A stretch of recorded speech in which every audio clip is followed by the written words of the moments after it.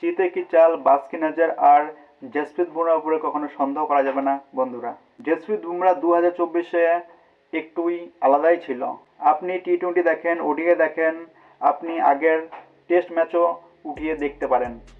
ভারতের বিরুদ্ধে যেই দল হোক না কেন সেখানে ভারত ভার্সেস সেসব দল হতো না। It was Bumrah versus Australia, Bumrah versus New Zealand, Bumrah versus Sri Lanka এবং বুমরা ভার্সেস বিভিন্ন দেশ। And that is reason. আর এখন ফাইনালি রিওয়ার্ড পাই জসপ্রীত বুমরা। আইসিসি টেস্ট ক্রিকেটে অফ দ্য ইয়ার হয়ে যান তিনি। অসাধারণ, অদ্ভুত, অবিশ্বাসনীয়। কেননা জসপ্রীত বুমরা 2 বছর আগেই আহত হয় এবং সবাই বলে যে জসপ্রীত বুমরা নাকি টেস্ট ক্রিকেট খেলতে পারবে না। এমন একটি সময় যখন পুরো পৃথিবীর সবাই টি-20-র দিকে ছুটছে, সে সময় জসপ্রীত বুমরা টেস্ট ক্রিকেটের দিকে প্রায়োরিটি দেখায়, তবু ফুল এনার্জির সাথে, যেখানে সবাই মেনে নিয়েছিল যে তার ভবিষ্যৎ পুরোপুরি আমাদের হাতে। আপনি অস্ট্রেলিয়া সিরিজ উঠিয়ে দেখেন। অস্ট্রেলিয়ার সকল ক্রিকেটার বিশেষজ্ঞ বলছিল যে আপনি বুমরাকে সরিয়ে দেন এবং 5-0-তে হেরে বাড়ি যান। আর এই যে ম্যাচ জিতেছিলেন এটাও বুমরার কারণে। এই ম্যাচে আপনারা যে ড্র করলেন এটিও বুমরার কারণে। আর শেষের ম্যাচে আপনাদের আশা জেগেছিল জিতবার, এটিও বুমরার কারণে। কারণ বুমরা যখন আহত হয়ে যায় তখন ইন্ডিয়ার টেস্ট ক্রিকেটের আশা পুরোপুরিভাবে ব্যর্থ হয়ে যায় ও ইন্ডিয়া সেই ম্যাচে হেরে বর্ডার গাভাস্কার আর ওয়ার্ল্ড টেস্ট চ্যাম্পিয়ন রেস থেকে বের হয়ে যায়। যদিও Bumrah cricketer of the year deserve করেন, টি-20 অফ দ্য ইয়ার ক্রিকেটারও ডিজার্ভ করে, কারণ ইন্ডিয়া টি-20 ওয়ার্ল্ড কাপ জয় করে আসে, তো ইট ওয়াজ অল জসপ্রীত বুমরা। আপনি পাকিস্তানের ম্যাচ উঠে দেখেন যেখানে ইন্ডিয়া হারছিল, মেজবান টিকে ছিল, সে সময় মেজবানেরই ফেভারিট শটে জসপ্রীত বুমরা মেজবানকে আউট করে। আপনি ফাইনাল ম্যাচ উঠে দেখেন যেখানে 30 বলে 30 রান দরকার, যেখানে 2টি ওভার জসপ্রীত বুমরা করে, 16 ওভার করেন হলো জসপ্রীত বুমরা এবং সেখান থেকে ম্যাচটি পুরোপুরিভাবে ঘুরতে শুরু করে।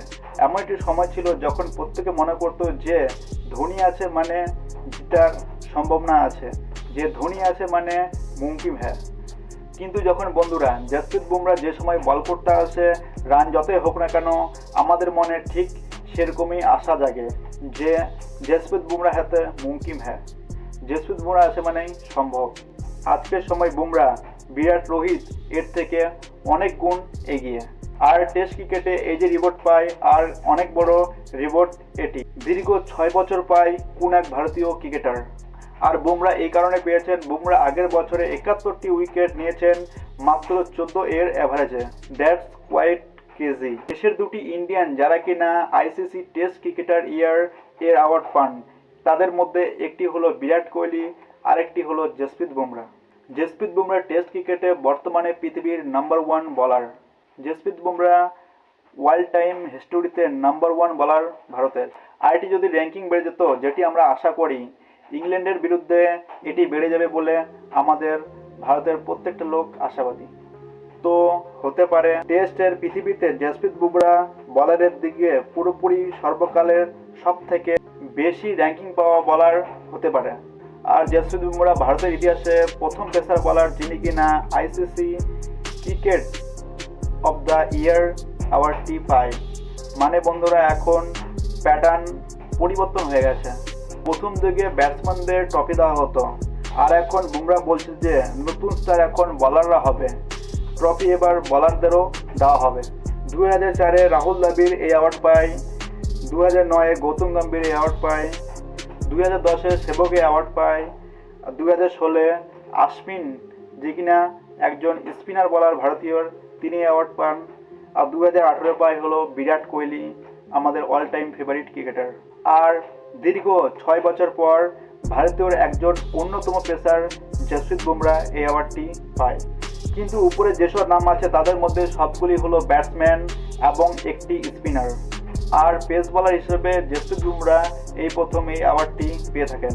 Bumrah is living legend. এই যে ওসমান খোয়াজা বলছিল বুমরা নেই ভালো হয়েছে, তাকে দেখে ভয় লাগে আমাদের। এই যে ম্যাকবা বলছিল ভালো হয়েছে যে আমি যে সময় খেলেছি সে সময় জসপ্রীত বুমরা ছিল না, নয়তো অনেক কিছুই ঘটতে পারত। আমরা সকলেই সত্যি বলছি যে বর্তমানে বিশ্বাস করুন আমরা সত্যিই খুবই ভাগ্যবান যে আমরা তাকে খেলতে দেখছি বর্তমানে। ফিউচার জেনারেশন বলবে যে একজন বলার ছিল জসপ্রীত বুমরা একা হাতে পুরোপুরি ম্যাচ পাল্টে দিত সেই বলার জসপ্রীত বুমরা। তোমরা ও আমরা ওয়াসিম আকরামকে দেখিনি, কিন্তু আমরা দেখেছি ভারতীয় বলার পেসার জসপ্রীত বুমরাকে।